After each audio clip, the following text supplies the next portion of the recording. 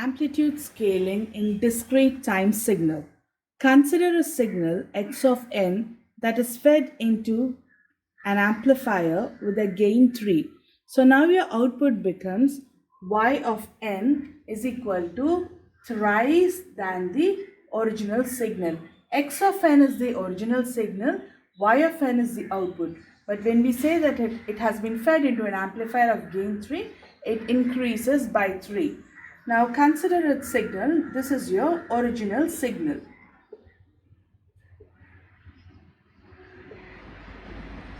Original signal where you have three values of n. N is equal to -1, 0, 1.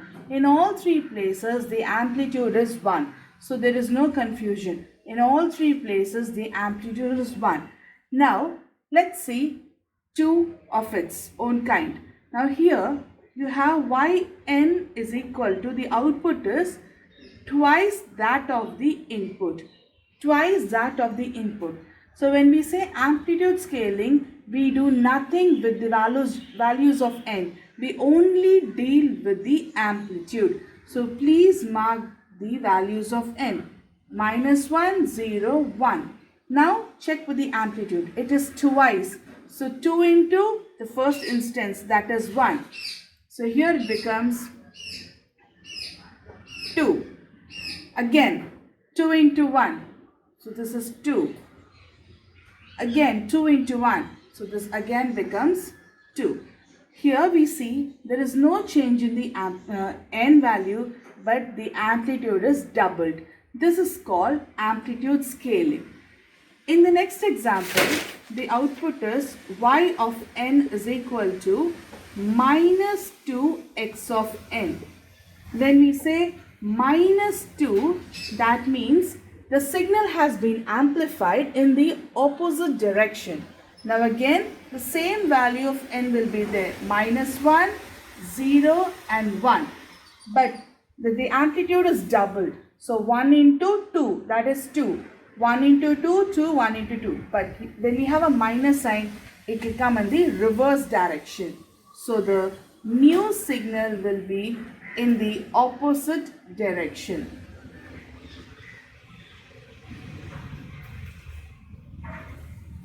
-2. See, that is how we draw, right? This is 0 plus 1, 2, 3, 4, it goes on. Here it is -1, -2, -3, it goes on. Upper 1, 2, 3, 4. And lower -1, -2, -3, -4. So your right and left side denotes the time. Upper and lower denotes the amplitude. So now when we have -2, it is on the lower side. This is amplitude scaling. Signal addition in discrete time. Here we have two signals, x1 of n and x2 of n. These two signals are added to give you an output of y of n, which is a summation of x1 of n and x2 of n. So now the first signal is x1 of n and the second signal is x2 of n. You have two signals here and you are asked to add the two signals to give y of n, which is nothing but x1 of n plus x2 of n. Now let's see how these two signals can be added. If you see the first signal, the amplitude is 2 at all values of n. And in the second signal, the amplitude is 3 for all values of n. That starts from -4 to 4. Whereas in the first signal, it starts from -2 to 2. Now first draw the number of n's. So which is the maximum? The second signal. So you will draw n as 1, 2, 3, 4. -1, -2, -3 and -4. So this is the value of n. Next, let's see the amplitude. At 4, check the amplitude for both signals. Here we do not have any 4 at the amplitude of 4. So it is 0. Whereas here we have an amplitude of 3. So 3 plus 0 will give you 3. This is your first thing. Second is minus 3. At minus 3 again you have a 0. Here you have 3. So 3 plus 0, again another 3. Then at minus 2. At minus 2 it is 2. Here at minus 2 it is 3. So 3 plus 2 will give you 5.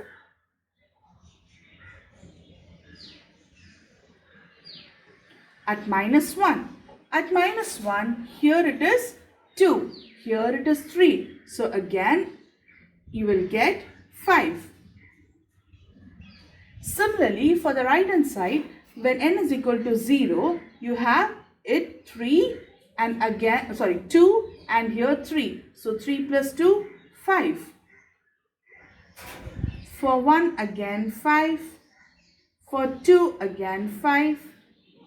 For 3. Now let's see for when n is equal to 3. When n is equal to 3, here the amplitude is 0, whereas here the amplitude is 3. So adding the 2, you will get it as 3. Again for 4, it is 3. So this is the new y of n that has been obtained by adding x1 of n and x2 of n. There is no change in the value of n. Whichever has a higher value of n, you please draw that first and then add the amplitude at each instant and write it accordingly. This is signal addition. Signal subtraction in discrete time signal. Two signals has been considered, xy of n, x2 of n. x2 of n is subtracted from x1 of n to give you y of n. So here y of n is equal to x1 of n minus x2 of n. The two initial signals that takes place in a signal subtraction operation are x1 of n and here is x2 of n. Now we are going to subtract the two signals. You're going to subtract this from a smaller signal. Actually, this is a bigger signal, as you can see. A bigger signal from a smaller signal. Fine. Now, take the values of n. Whichever signal has a larger value of n, please write it down. So here we take the second signal 0, 1, 2, 3, 4 and here minus 1, minus 2, minus 3 and minus 4. So we have noted down the values of n. Now let's check the amplitude at each instance. Let's check the amplitude. So for minus 4, let's check the amplitude. At minus 4, what is the amplitude here? 0. So at minus 4 it is 0. Minus, what is the amplitude here? 3. 0 minus 3. That will give you minus 3. So now you have to draw an amplitude of 3 in the opposite direction. So 1, 2, 3. Here it is minus 1, minus 2, minus 3. So when you say minus 3, this will be like this. Okay. 0 minus 3 gives you minus 3. Next, at minus 3. So let's see what is at minus 3. Again, minus 3, here it is 0. Minus, what is minus 3 here? 3. 3, which will again give you minus 3. So again you have to draw minus 3. Then at minus 2. Minus 2, you have n is equal to minus 2 value. For n is equal to minus 2, you have 2 here. Minus n is equal to minus 2, 3. So that will give you minus 1. Next, for n is equal to minus 1. Again, 2 minus 3 minus 1. Here again 2 minus 3 minus 1. This one again, see at 1 it is 2 minus 3 minus 1. 2 minus 3 minus 1. At 3, now we come back to 3. So it is 0 minus 3. So minus 3. 0 minus 3 minus 3. So this is the new signal that has been found by subtracting x2 of n from x1 of n, which gives you y of n. So now your new y of n is equal to x1 of n minus x2 of n. This is signal subtraction in discrete time signal. Signal multiplication in discrete time signal. This is the last operation of operation in signals. Here again we are going to take two signals, x1 of n and x2 of n. When you multiply the two, the resultant will be y of n. Now, two signal x1 of n, x2 of n are taken. First, when two signals are given, have a look at it, what is given, what are the values of n and what is the amplitude. So, in the first, the values of n starts from -2 to 2 and the amplitude of all signal is 2. Similarly, for x2 of n, the n value ranges from -4 to 4 and the amplitude is 2. Now let's draw the new signal, that is multiplied signal of the two. Now take the value of n, whichever has a larger instance, please write that. So here n starts from -4 to +4.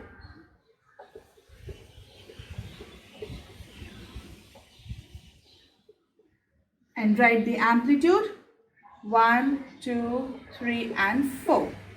Okay, let's have it till 5. Now start multiplying the amplitude at each instance. So take -4. -4, you don't have any value out here, so it is 0, whereas here it is 2. So 0 into 2 will fetch you 0. So this is the new value. The second, at -3, it is again 0. Here it is 2. So 0 into 2, again 0. So this is 0. The amplitude is 0. Because when you multiply the two signals, 0 into something will give you 0, of course. Then comes -2. The amplitude is 2. Whereas here also the amplitude is 2. So 2 into 4, this is 4. Come to the next instance, -1. It is 2 and again the amplitude is 2. So 2 into 2, again 4. For 0, it will be 4 again. For 1, it will be 4 again. For 2, it will be 4 again. So you have to multiply the amplitude at each instance of n. Next, when n is equal to 3, check the amplitude. Here, there is no amplitude, so 0.